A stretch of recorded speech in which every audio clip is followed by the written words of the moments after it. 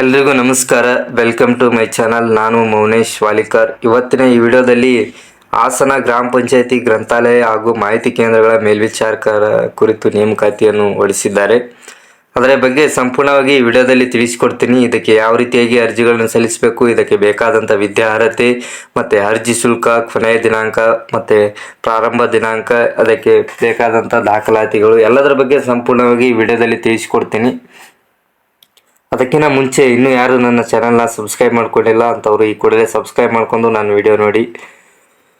ಜಿಲ್ಲಾ ಪಂಚಾಯತ್ ಕಾರ್ಯಾಲಯ ಹಾಸನ ದಿನಾಂಕ 17/2/2024 ಈ ಅಧಿಸೂಚನೆ ಹೊರಡಿಸಿದ್ದು. ಬನ್ನಿ ಇದರ ಬಗ್ಗೆ ಸಂಪೂರ್ಣವಾಗಿ ವಿಡಿಯೋದಲ್ಲಿ ತಿಳಿಸಿಕೊಡ್ತೀನಿ.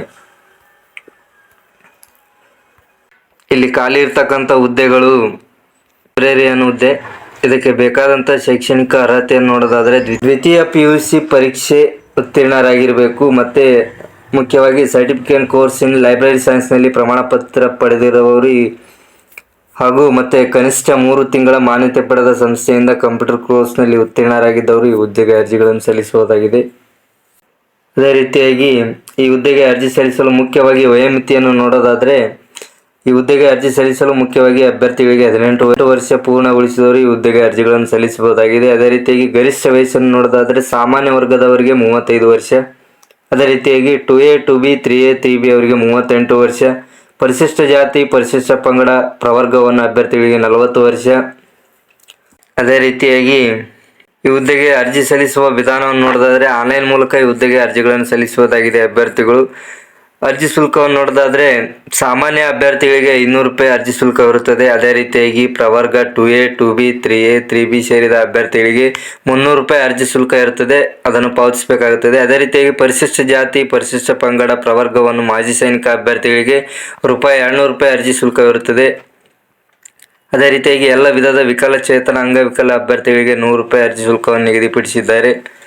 ಅರ್ಜಿ ಸಲ್ಲಿಸಲು ಇಲ್ಲಿ ಕೆಳಗಡೆ ನೀಡಿರ್ತಕ್ಕಂಥ QR ಕೋಡ್ ಮೂಲಕ ಆನ್ಲೈನಲ್ಲಿ ನೀವು ಅರ್ಜಿಗಳನ್ನು ಸಲ್ಲಿಸಬಹುದು, ಪಾವತಿ ಮಾಡಬಹುದಾಗಿದೆ. ಮತ್ತು ಈ ಹುದ್ದೆಗೆ ಯಾವ ರೀತಿಯಾಗಿ ಆಯ್ಕೆ ಮಾಡಿಕೊಳ್ತಾರೆ ಅಂದರೆ ಶೈಕ್ಷಣಿಕ ಅರ್ಹತೆಯಲ್ಲಿನ ಮೆರಿಟ್ ಮತ್ತು ಮೀಸಲಾತಿ ಆಧಾರದ ಮೇಲೆ ಅಭ್ಯರ್ಥಿಗಳನ್ನು ಆಯ್ಕೆ ಮಾಡಲಾಗುವುದು. ಅಂದರೆ ನೀವು ಗಳಿಸಿರ್ತಕ್ಕಂಥ PUCಯಲ್ಲಿ ಗಳಿಸಿರ್ತಕ್ಕಂಥ ಅಂಕಗಳ ಆಧಾರದ ಮೇಲೆ ಈ ಹುದ್ದೆಗೆ ಆಯ್ಕೆ ಮಾಡಿಕೊಳ್ತಾರೆ.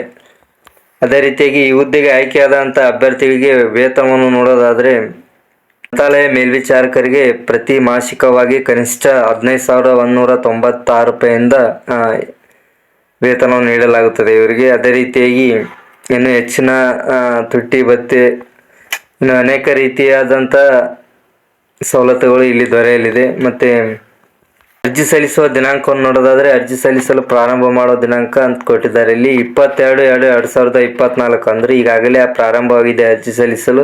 ಮತ್ತು ಈ ಹುದ್ದೆಗೆ ಅರ್ಜಿ ಸಲ್ಲಿಸಲು ಕೊನೆಯ ದಿನಾಂಕವನ್ನು ನೋಡೋದಾದರೆ 22/3/2024 ಈ ಹುದ್ದೆಗೆ ಅರ್ಜಿಗಳನ್ನು ಸಲ್ಲಿಸಬಹುದಾಗಿದೆ. ಮತ್ತು ಇದಿಷ್ಟು ಈ ವಿಡಿಯೋದ ಮಾಹಿತಿ. ಈ ವಿಡಿಯೋದಲ್ಲಿ ಎಲ್ಲದರ ಬಗ್ಗೆ ತಿಳಿಸಿಕೊಟ್ಟಿದ್ದೀನಿ. ಈ ಹುದ್ದೆಗೆ ಯಾವ ರೀತಿಯಾಗಿ ಅರ್ಜಿಗಳನ್ನು ಸಲ್ಲಿಸಬೇಕು ಮತ್ತು ಅರ್ಹತೆ, ವಯೋಮಿತಿ, ಅರ್ಜಿ ಶುಲ್ಕ, ವೇತನ ಎಲ್ಲದರ ಬಗ್ಗೆ ಸಂಪೂರ್ಣವಾಗಿ ಈ ವಿಡಿಯೋದಲ್ಲಿ ತಿಳಿಸಿಕೊಟ್ಟಿದ್ದೀನಿ. ಈ ವಿಡಿಯೋ ನಿಮಗೆ ಇಷ್ಟ ಆಗಿದ್ರೆ ದಯವಿಟ್ಟು ನನ್ನ ಚಾನಲ್ನ ಸಬ್ಸ್ಕ್ರೈಬ್ ಮಾಡ್ಕೊಳ್ಳಿ. ಅದೇ ರೀತಿಯಾಗಿ ಲೈಕ್ ಮಾಡಿ, ಶೇರ್ ಮಾಡಿ, ಕಮೆಂಟ್ ಮಾಡಿ, ಆದಷ್ಟು ಜನರಿಗೆ ಈ ವಿಡಿಯೋನ ಶೇರ್ ಮಾಡಿ. ಇಲ್ಲಿಗೆ ಮುಗಿಸ್ತಾ ಇದ್ದೀನಿ. ಧನ್ಯವಾದಗಳು.